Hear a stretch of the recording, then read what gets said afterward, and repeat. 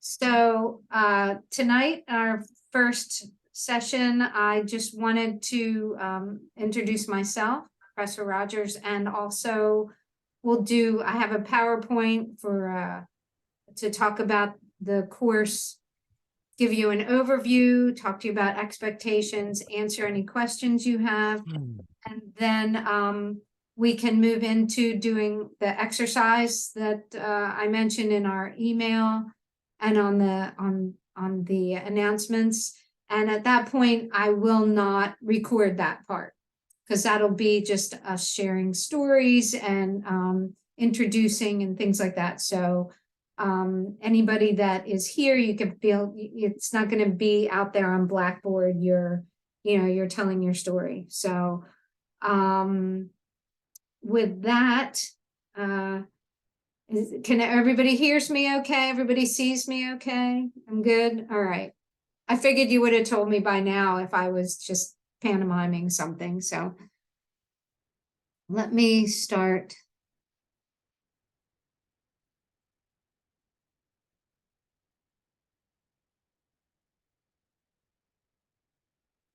There we go.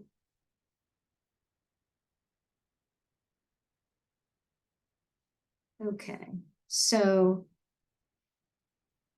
here is all of my contact information. This is also on the in the syllabus and on Blackboard. Probably the best way to reach me, if you need to reach me and get an answer more quickly, text me. If you call me, you can leave me a voice message. I'm usually in sessions with clients most days. So I'll get back to you as soon as I can, either for the text or the call, but the text is going to get my attention quicker. You can also email me there if it's not as urgent a thing, or if you need to send me some documents or anything like that, that's my email. Office hours will be Monday nights right before typical class meeting. So it would be from 5 to 6 p.m. Or you can always contact me and set up another time where we can talk on the phone or do a Zoom. So that's my contact stuff. So here's a little bit about me. This is my 10th year teaching this course at U of H. Started out in person and on the middle of March 2020, went to video, never went back. So this makes it much more accessible to a lot more people. And I enjoy teaching it. I'm also a psychotherapist. I have a private practice, and 2 days a week I do inpatient work at a nursing home. I'm a former hospice social worker. For about 18 years, I worked in hospice, and I also worked as an administrator in hospice. I'm a clinical social worker, so I help LMSWs work towards getting their clinical licensure. And like most people, probably most, if not all of you, I am a griever.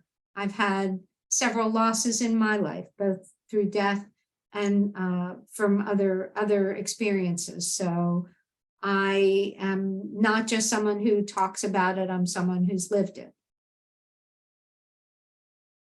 So when you think about grief and bereavement and you're talking to your friends and you say, I'm going to this class, tonight on grief and bereavement, and we're going to learn about that, probably got a lot of, oh gosh, that's really hard, heavy stuff. And you might think sadness and pain, but also hopefully as you're working through the materials in this class and we're meeting together, you'll also see that in grieving, we learn how resilient we are. We learn how to work through those tough times. We find growth and ultimately hope for the future. And we discover a lot more about ourselves. So hopefully you will find, number one, how that can be true in your own life, and also, more importantly, how you can help your clients to experience those things too. because all of those things, the sadness and the pain, are important to experience to lead you to all of those other growth experiences. Okay, so here's our text. It's a 5th edition. It's a little dated because it came out after, or before rather, the DSM-5. And so there's been some, changes, and hopefully there'll be a new edition coming out soon, but they do talk about some important things with relation to the discussions working towards the DSM-5. And we'll have some supplementary materials too, but it's a really accessible text, very easy to read, and not too expensive. It's available in Kindle version. It's available to rent or to buy, and I think it's a good resource for you to have. I still have my, I think when I took this course 20 years ago, they were on the 2nd edition. I still have mine and still reference it from time to time. So I think you'll find that it's a good resource to have, even if you decide not to go into this work. There's a couple of videos that I'll ask you to watch. This one called Rebirth is available for free on the Academic Video Online, and I have a link to that both on Blackboard and on your syllabus, in your syllabus. To get to Academic Video Online, you have to use your Cougar One account. So if that's a hassle, you can also rent it from all these streaming services that I show there. Make sure that you get the right Rebirth. This, you can see what it looks like there.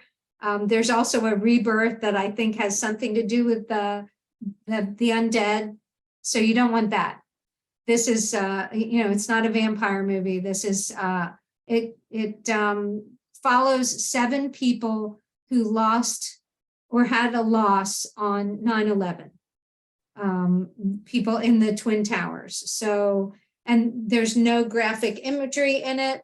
There's some, you don't see planes flying into buildings or anything like that. There is some audio from radio broadcasts of that day, but it's mostly conversations with these 7 people through about 7 years. So you can watch the concepts that we're learning in class, playing themselves out in the lives of these individuals. So it's a very powerful movie. The other one is Aging and Grief, Embracing Aging. And again, there's a link to it in your in the syllabus and on Blackboard. And this is available for free on YouTube. So you just have to click the link. It's also available on Amazon for a price, if you're feeling like Amazon needs a little bit more money.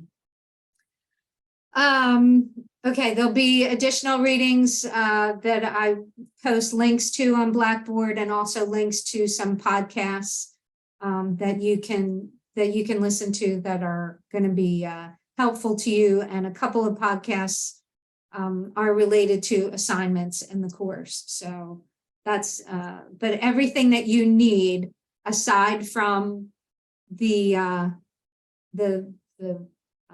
text and those 2 movies is going to be right on Blackboard for you. On Monday, April 10th, we will have a guest speaker, Lynn McLean from the Houston Family Therapist Associates. She's going to talk to us about using play therapy. So this is not mandatory. None of our meetings are mandatory, and it will be recorded and posted later, but it would be really super great if a bunch of you could come out to it, because she's giving of her time to talk with you, and she's a great speaker, an engaging speaker, and she's been doing this a long time. She's a certified play therapist, and so I think it'll be really good information. So I encourage you to attend live if you can. So down to brass tacks, what's the grading? So these are the assignments and how everything works. So first, I think it's the third week of class. There is, in that third week section, there's a bunch of case studies and a worksheet. So I think there's 5 case studies. You choose one and do the worksheet on that one, answer questions. And it's about distinguishing between complicated grief and normal grief or uncomplicated grief. So so you choose one and you do one worksheet and you hand that in. There's a place on Blackboard to do that. And that's 5% of your grade.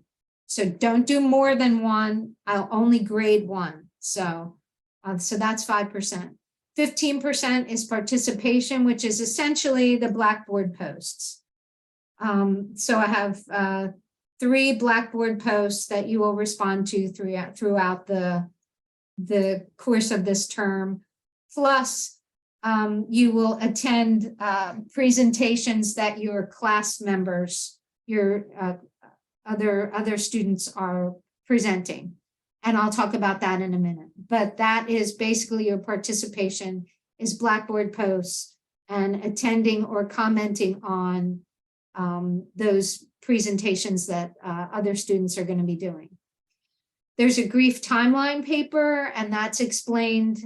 We'll talk a little bit more about that later on in this talk. There's a group project, and that's 35% of your grade. That's a big part of your grade. And then, and we'll talk about that in detail in a minute. And then there's 2 quizzes on the readings and the course materials. And that's 30% of your grade. That's 15% for each quiz.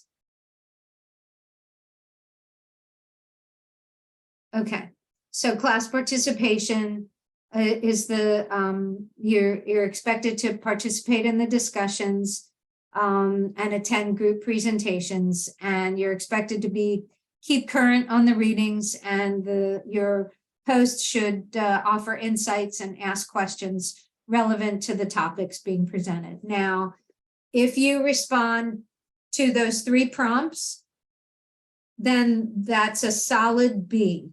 If you respond in a meaningful way.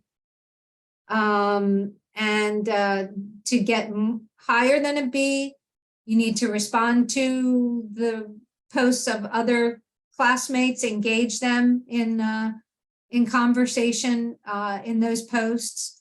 And also I put up an open forum ones that you can, offer comments that aren't covered in any of those assigned posts, or new ideas or materials, or hey, I saw this article, I think it's really interesting, those kinds of things. All of those things will add to your grade for that 15%. Now, it's admittedly a subjective grading system after those, those 3 meaningful responses. But if you do, you can do 3 responses and have them be really high quality and you'll get an A, or you can do 20 responses and say, hey, I agree, period. And then you won't get much credit at all. So it really depends on if I see you engaging in the topics in a meaningful and respectful way. So again, those responses should be relevant to the discussion that's raised, provide new information or insights, ask probing or thoughtful questions, and must be respectful. All of those things go without saying, I believe. Okay, and this is the case studies worksheet. I did talk with you about that, choosing one case study, completing it, and submitting it on the Blackboard in the assignments section. The grief timeline paper is 15%. It's really important for you as a clinician or in any kind of work that you do, to be aware of your own issues. And so the purpose of this is to get you started in that. So basically you're going to be, and it's explained in the syllabus in detail. There's also an example of what it looks like, and that's also in the assignments section of Blackboard. But you can be creative in how you make it look, or you can just do a regular timeline. And all I need for you to do is identify the different losses in your life and when they happened, for the visual part of it, for the picture part of it. And then there are prompts for you to respond to in the syllabus. So the prompts are about what the experience of creating the timeline was like for you. It's not about the experience of the losses themselves. So what I want, this is a tool that you can use with your clients, creating the timeline. And so what I want you to think about is, I put all of these losses down on paper. You know, gosh, what did that feel like for me to do that, to actually write down and think about and identify these losses? And why did I do it the way I did? Why did I pick these losses? And so you're talking about the experience of doing the timeline, not the experience of having that death in your family, or that loss of a job, or, you know, whatever you've identified. You're talking about the experience of that. So hopefully, does anybody have questions on that? Is that pretty clear what I'm looking for there? Okay, I'll take that as yes. Okay. So that's 15% of your grade, and that's, I want to say, about 3/4 of the way through the course that will come up. Okay, so this is the largest part of your grade, is your group project, and that's 35% of your grade. The purpose of this is for you to see how all of these grief and bereavement issues that we're going to be learning about are played out in the real world, how they're addressed in various practice settings. So what you will do by next Sunday is select an agency or a practice or some setting that you want to focus on for this project. So it could be where you're doing your internship. It could be where you're working. It could be something that's always interested you. And you know, someplace. I've had students contact agencies in California, or online agencies, or, you know, different things that they've heard about, they're interested, they want to learn more, and so they can do it. And now in this age of Zoom and you know, other, you know, Google meetups and things like that, it's totally possible to do that. So, or you can do a phone interview. So you'll select an agency, you'll form a group, you'll select an agency, you'll give me 3 choices, and you'll hand that in to me by next Sunday, but the sooner the better, especially because you know, there might be several groups that want to do the same agency. So the first one that gets that agency in gets assigned to that. That's why I have 1, 2, 3. Number 1, so that everybody's not doing the same agency, and number 2, so that everybody is not doing the same kind of agency, so that I don't end up with 3 hospices or hospitals or things. And I also ask you to narrow it, because maybe you select Methodist Hospital. Well, Methodist Hospital does a lot of different things. So you might say Methodist Hospital Stroke Clinic, or Methodist Hospital amputation support group, or, you know, oncology unit. The same even with MD Anderson, who does, you know, they're a cancer hospital, but they have all sorts of different kinds of services and different, you know, departments within that hospital. So if you have a large group, or like Jewish Family Services or the YMCA, that do a lot of things, narrow it to focus it on one particular group or practice that they're doing that you want to focus on. It's going to help you because then you won't end up with this 4-hour-long project and a lot of different research. But it's also going to, make it so that, everybody can choose something different, even if they're all in Methodist hospitals. So so you select an agency, you send me that by Sunday. By Tuesday, I will have assigned everybody and you're good to go. So there's 3 components to this, this assignment, excuse me. There's the class presentation with slides. There's a 1-page paper intervention guidelines, and that's 15%. So each of those is 15%. And then 5% for you to grade yourself and all of your group members. So that is going to be, that adds up to your 35%. So like I said, you'll do your topic worksheet. I will assign it. You should be drafting some intervention guideline, some interview questions by the 3rd week of class. Those aren't to be turned into me or anything. It's just a suggestion because I want you to go into these interviews and be prepared. So do some research. I'm sorry, I'm just reading the chat. Do some research and be prepared for these interviews. So learn something about the population, learn something if you can about maybe some of the grief issues that are faced by the population that they're serving. And you may find that the organization is, well, we don't really address grief and loss, but if you probe a little bit, you'll find that they do, they just call it something else, so you might need to refocus with them on that. And if you tell them up front, hey, I'm with my grief and bereavement class, they're going to be prepared that this is what you're going to be asking about. So, so by week 3, you should have those questions drafted.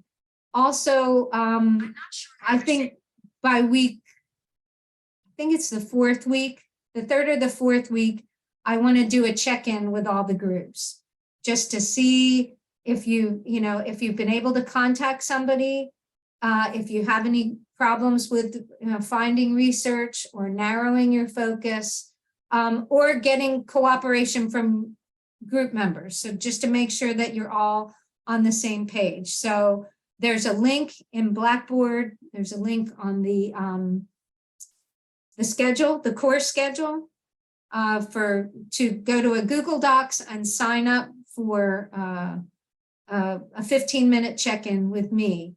And so once you get your group assignments, you'll want to do that. Then you should do your interview by week 5. And also there will be a link for you to set up group presentations. So we'll do group presentations during the week 7 pretty much of class, because the last week of class is only 3 days long. So that week 7 will be set up just for doing group presentations on Zoom. And then we will post all the presentations. Part of your participation grade will be either attending the presentation of another group of 6 of them, or after they're posting a meaningful comment after you view them online.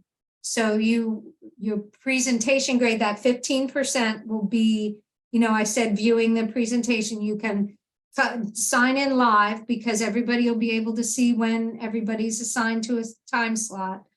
If you do that, you don't have to do anything else. Just I'll take attendance and you'll get credit for that. But if you don't sign in for 6 of those, then you'll go online after I post them and you'll post a meaningful comment. And so that'll be part of your presentation grade. Now, last semester, I had some rather large groups. Everybody, there was like 4 people to a group. And so I had fewer groups. So I pared that requirement down to 4 that you have to view other than your own group. So we'll just have to see how that works this time, how many groups we end up with. But right now, count on that you're going to have to attend or view 6 presentations in addition to your own group's presentation.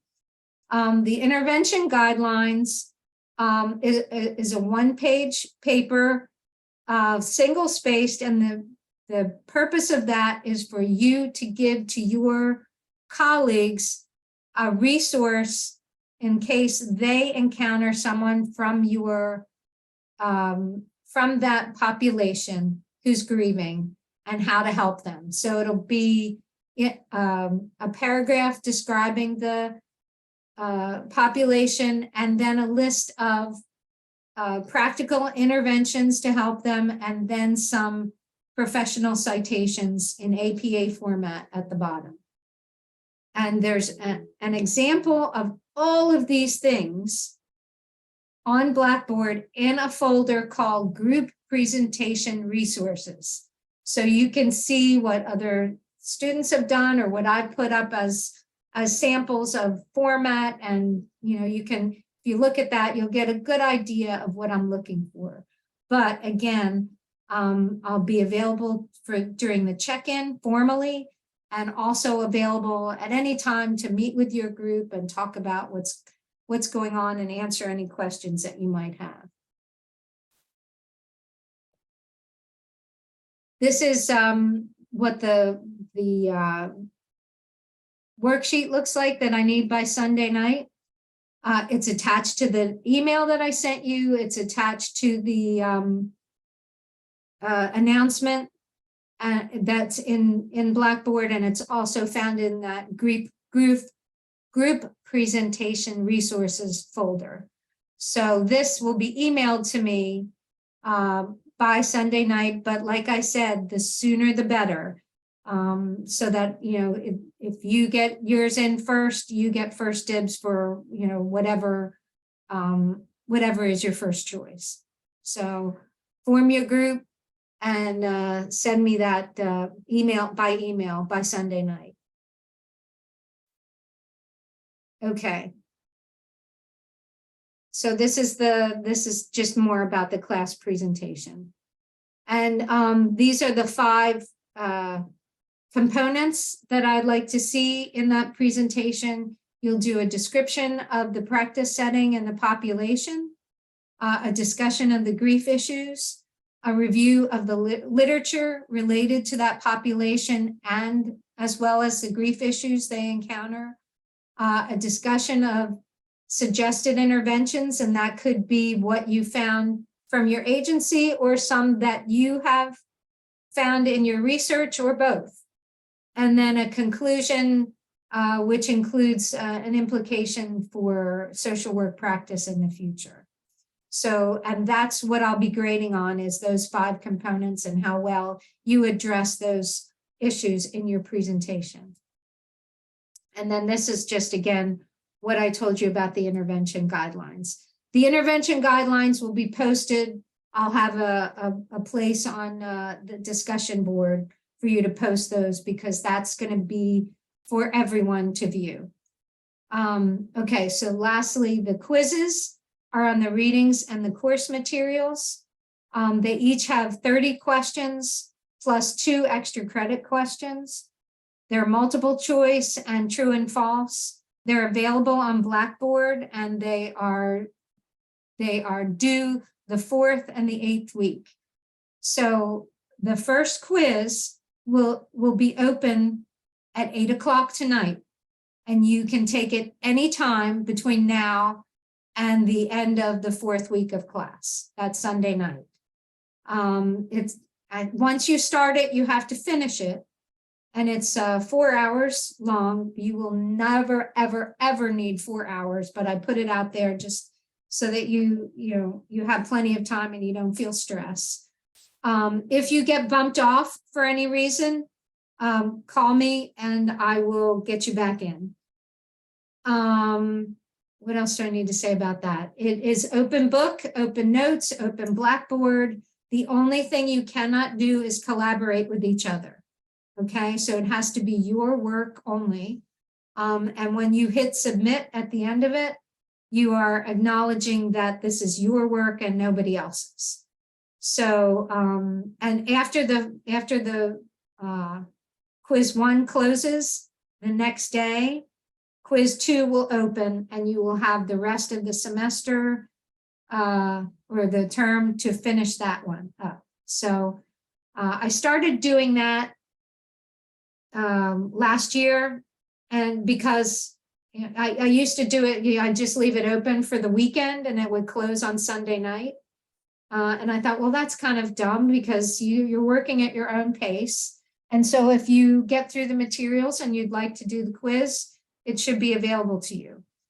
But I'd say almost everybody did it like on Sunday afternoon or Sunday night. So just so you know, it's there for you if you want earlier than that, and it'll be available right now until the end of the 4th week and then the end of the term.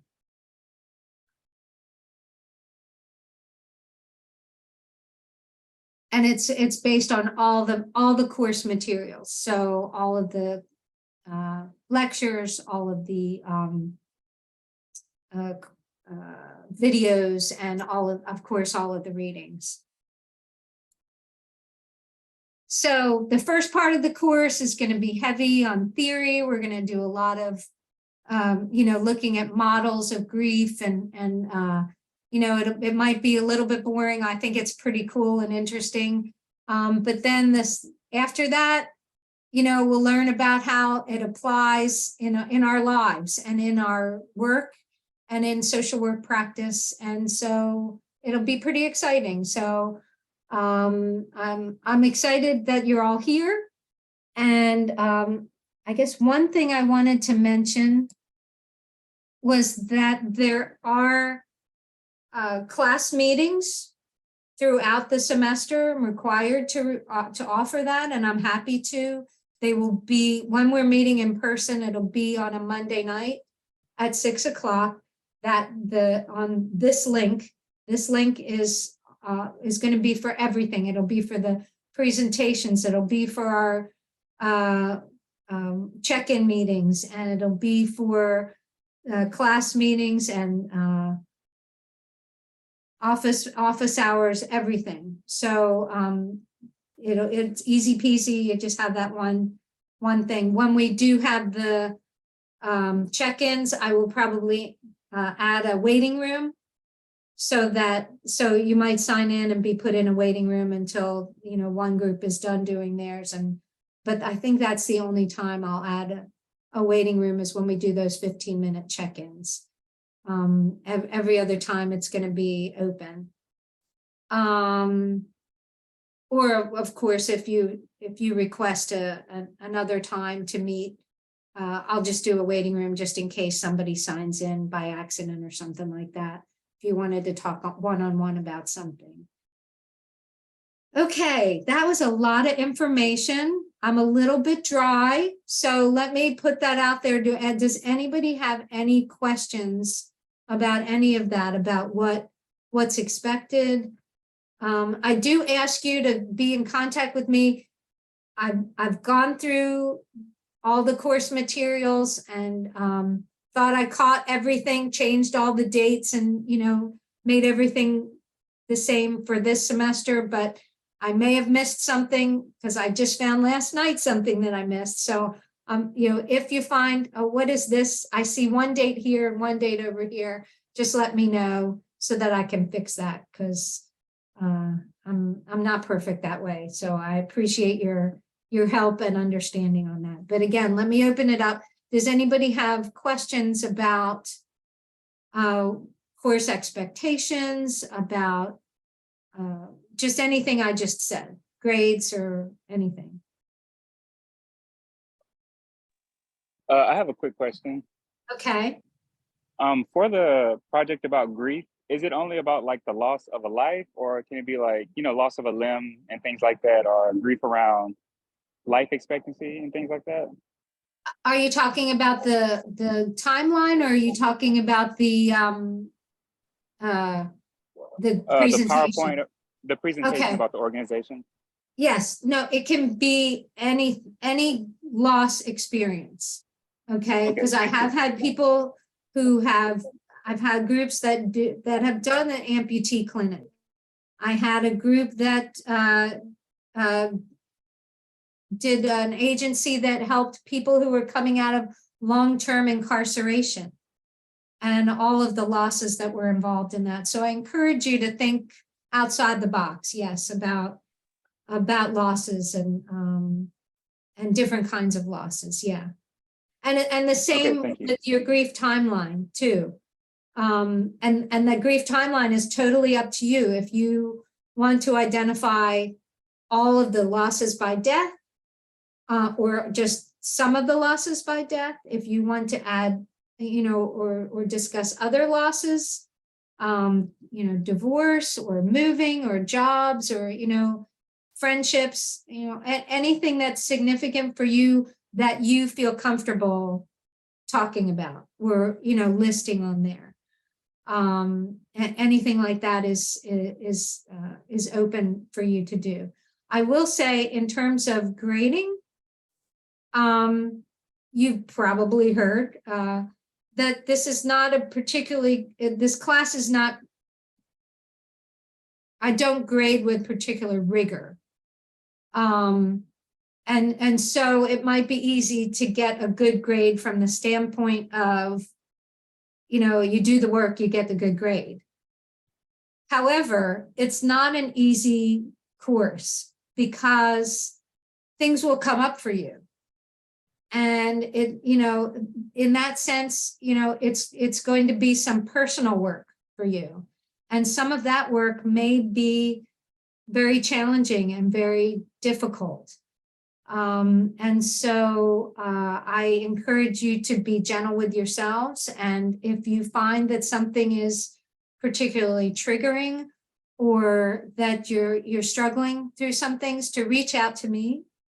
Because I certainly, want to help you find support if you need that. And I certainly don't want this to be a course that is going to make things more difficult for you emotionally. But it can be and probably will be a challenge. And that could be an opportunity for growth. But that's the part of it that's not easy. I think all of you, if you do the work, you put in the time, you're going to get a good grade. But in that sense, it'll be easy, but in other ways, it's going to be more difficult. Anyone else have a question? Yes, I do. On the group sign-up worksheet, I know it states that we can either email it to you or turn it in on Blackboard, but Blackboard doesn't have a link to turn it in. Yeah, it just has the worksheet. You'll have to email it to me. Excuse me, you'll have to email it to me. I noticed they didn't have a link for that, so. Okay, thank you. Yeah, just send it email.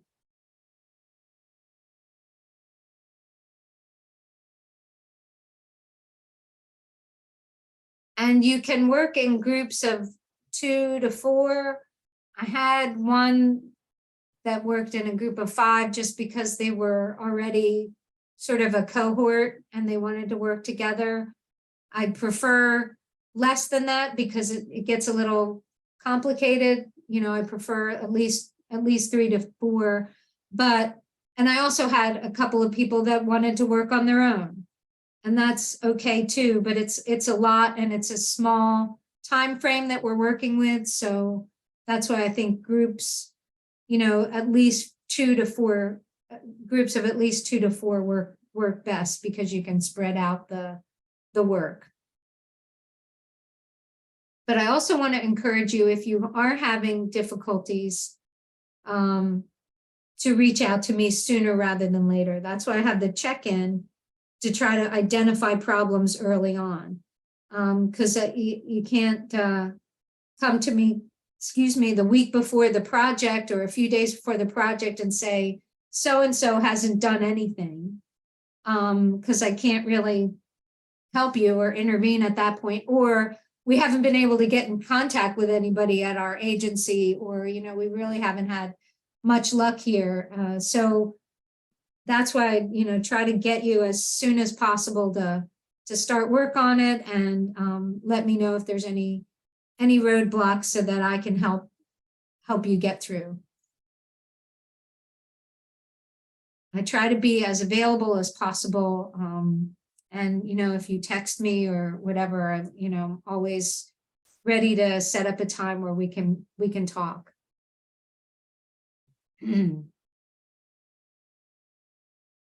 Anything else?